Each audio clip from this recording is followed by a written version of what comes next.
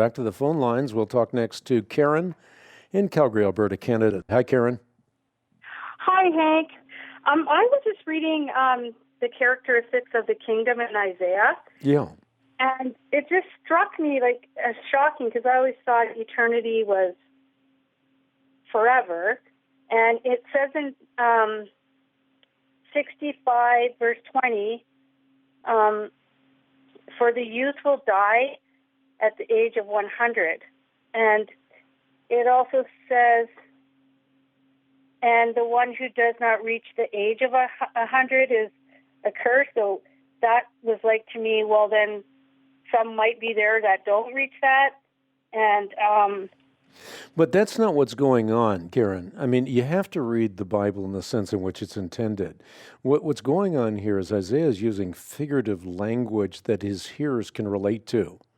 The kind of thing that you just mentioned, the inhabitants of the new earth will live lives of inexpressible longevity. There'll be no more infant mortality, and people will not die prematurely as they do now. But look at verse 18, which precedes the verses that you just quoted about he who dies at 100 will be considered a mere youth.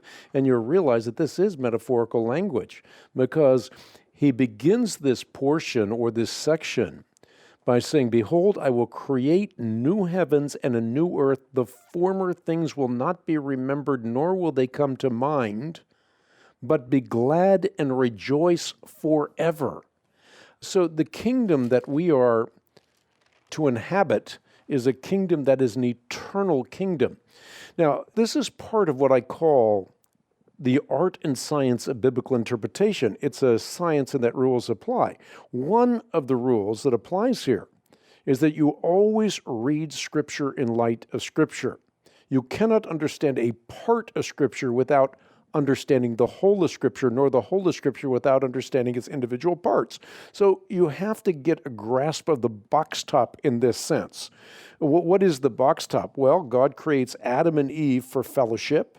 They fall into lives of perpetual sin terminated by death. Then the rest of the Bible is God's unfolding plan of redemption, culminating in an eternal paradise where we live and grow and learn and forever explore the grandeur of the one who saved us by his grace. So we are destined for an eternal kingdom, an everlasting kingdom.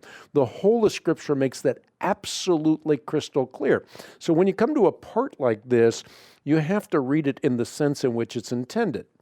You know, when I say that everyone was at the party last night, you know, I'm not meaning that everyone in Australia was there. I mean that anyone that in my sphere of influence was there last night. That's what I'm trying to communicate. So again, this is metaphorical language, but this does not in any way detract from the idea. It enhances the idea in a metaphorical sense that we will live with the Lord forever.